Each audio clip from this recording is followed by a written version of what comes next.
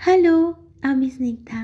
আজকে তার জন্মদিন যে কিনা সারা বছর সবার জন্মদিনের কেক বানায়, সবার স্পেশাল ডেগুলোকে করে তোলে স্পেশাল। তাই আজকে আমি নিজের জন্য একটা ছোট্ট কেক বানিয়েছি, যেটা কিনা রাত্রি 12টার সময় কাটার কথা থাকলেও রাত্রি 1:30 বেজে গেছে কেক কাটিং করতে করতে। আসলে আমার জন্মদিনের যে কেকগুলোর অর্ডার ছিল সেগুলো আমি সারা রাত্রি ধরে বানিয়ে কমপ্লিট করে রেখেছি। কারণ বুঝতেই পারছো, জন্মদিনের দিন কিন্তু এত কিছু হয়ে ওঠে না। আর যেহেতু ওয়ার্কিং ডেজে জন্মদিন পড়েছে, তার মানে স্কুল সবই থাকবে।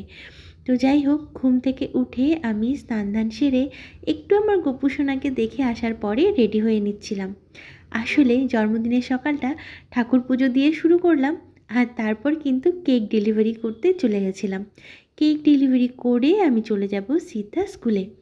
আসলে জানো তো, আমার জন্মদিন কখনো এরমটা করে পালন করা হয়নি। আর আমি নিজে থেকেও কখনো নিজের জন্য ওই রকম কেক বানিয়ে নিজেকে স্পেশাল ফিল করানো, ওইসব তো বাদই দাও, কখনো করিনি। তো আগের বছর থেকে আমি নিজেকে প্রতিজ্ঞা করি যে আমি নিজেকে নিজের বার্থডেতে সবচেয়ে বেশি খুশি রাখবো।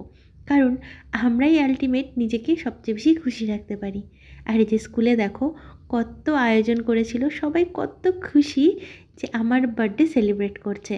যাই হোক, এরপর আমি বাড়ি এসে একটুখানি চিকেন আর একটু ফ্রায়েড রাইস, মানে যেগুলো আমার ফেভারিট সেগুলো বানিয়ে নিয়েছিলাম। আর তার সাথে ছিল মাছ ভাজা। আসলে বেশি কিছু করতে পারিনি, যেহেতু ওয়ার্কিং ডে আর স্কুল ছিল, তাই জন্য। এই সমস্ত কিছু খাওয়া দাওয়া করে আমি চলে যাব যোগা ক্লাসে। আর সেখানে গিয়ে আমি দেখি ওরা আমার জন্য একটা কেকের আয়োজন করেছে, যেটা আমার লাইফে ফার্স্ট টাইম যে আমি একটা এত সুন্দর সারপ্রাইজ পেয়েছি। আসলে জন্মদিনের দিন সারপ্রাইজ পেতে কার না ভালো লাগে বলো। যাই হোক, যেমনটা শুরু করেছিলাম সকালে কেক ডেলিভারি করে, আবার শেষটাও করছি কেক ডেলিভারি করে।